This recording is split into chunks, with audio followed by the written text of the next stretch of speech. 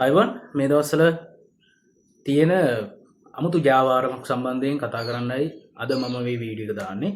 ඒ වගේම මේ දේවල් අපි හැමෝම දැනගෙන ඉන්න ඕන. ඒ වගේම මේ සම්බන්ධයෙන් පොඩි අධ්‍යයනයක් මම සිද්ධ කරා. ඉතින් ඒ සම්බන්ධවත් අපි අද කතා කරන්න බලාපොරොත්තු වෙනවා මේ වීඩියෝ එකේ. මුලින්ම කියන්න ඕන මේ දේවල් වලට අහු වුණා නම් මේ දේවල් වලට අහු වෙලා තියෙනවා නම් පහලින් කමෙන්ට් කරගෙන යන්න. අද කතා කරන්න හදන්නේ රටේ ඉන්න හොරවෙද්දු සම්බන්ධයෙන්. හොරවෙද්දු සම්බන්ධ.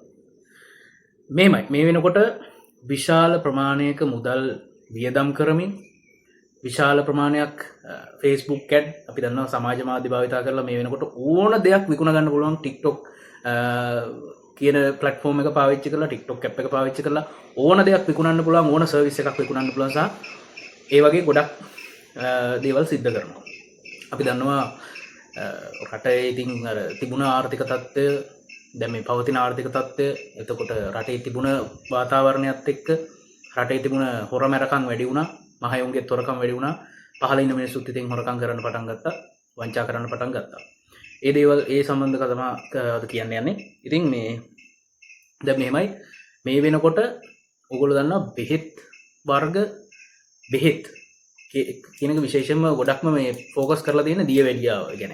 අපි ලංකාවේ ගොඩක් මම හිතන්නේ සෑහෙන ප්‍රමාණයක් ඉන්න දියවැඩියා රෝගීන් ටාගට් කරලා තියෙනවා. අක්මා ෆැටි ලිවර් මහතය මෙමන් වගේ නේද? එතකොට සමහර හෘද රෝගීන්ව ටාගට් කරලා එක එක බෙහෙත් වර්ග, තේ වර්ග මේ වගේ ගොඩක් දේවල් නිෂ්පාදනය කරලා තියෙනවා. අර තේ මේ තේ නේද?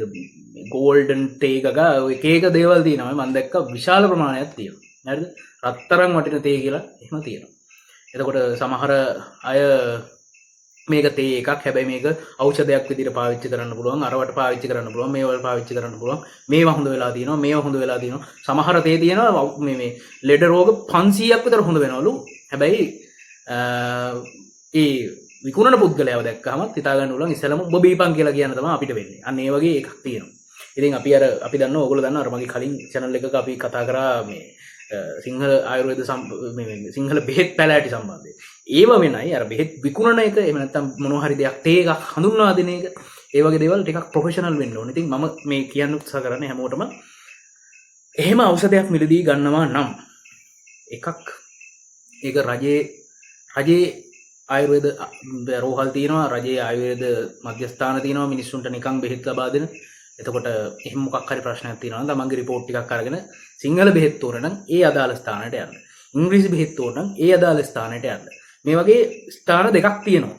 එතකොට එච්චර එහෙම නොමිලේ ලබා දෙන ඒවා තිබිලා අර Facebook එකේ දකින්න ඒවා, YouTube වල දකින්න ඒවා, TikTok වල දකින්න ඒවා 20 30 ගණන් මිලදී ගන්න එපා. මොකද ගොඩක් වෙලාවට මම දන්න ලොකුම එක තමයි ඔය ගොඩක් තේ වර්ග එහෙම නැත්නම් ඔය දියවැඩියාවට සමහර ගන්න ඖෂධ වර්ග අපි දන්නවා ගොඩක්ම බලපාන්නේ වාගේ අක්මාව ඩැමේජ් වෙන්න පටන් ගන්නවා මුලින්ම. මම මේක කියන දේ වැරදි නම් ඒකට මම මේ ඒක පුළුවන් ඒක මම හිතන්නේ ගොඩක් අය දන්න දෙයක් අක්මාව හානි වෙනවා ගොඩක් ඒ ඔය වගේ පාන වර්ග බිව්වහම. ඉතින් ඒකින්ද පොඩ්ඩක් ඒක ගැන පොඩ්ඩක් පරිස්සම් වෙන්න. මම කියන්නේ ඔන්ලයින් නම් මිලදී ගන්න මෙපා ඖෂධ වර්ග. පළපුරුදු වෛද්‍යවරු ඉන්නවා. නියමිත ආයුර්වේද වෛද්‍යවරු ඉන්නවා දැන්. ආයුර්වේද මධ්‍යස්ථාන හැම ගමකටම තියෙනවා.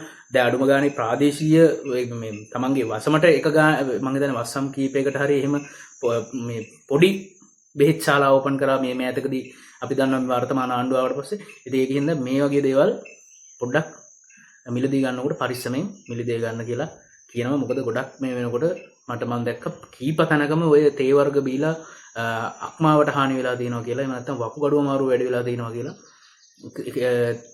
කියලා මම දැක්ක පෝස්ට් ගොඩක් තියෙනවා. ඒක සමහරක් වෙලාවට අපි දන්නවා අපි සාමාන්‍ය දැනීමක් තියෙන මිනිස්සු විදිහට අපි දන්නවා සමාජයේ අපි දුප්පත් මිනිස්සු, අපි පීඩිතවන්තී මිනිස්සු, අපි මේ අපේ ජීවිතේ ගැට ගහ ගන්න හදන්නේ කොහොම හරි. අපි සර්වයිව් වෙන්න හදන්නේ. ඉතින් මේ සර්වයිව් වෙනකොට අර අපේ උන් කරන්නේ අපේ අර ලෙඩේ ටාගට් කරලා ලෙඩේ ඉලක්ක කරගෙන රෝගේ ඉලක්ක කරගෙන උන් ධනෙ උපයන්න හදනවා. මේකෙනුත් මිනිසුන්ව සූරා ගන්න හදනවා.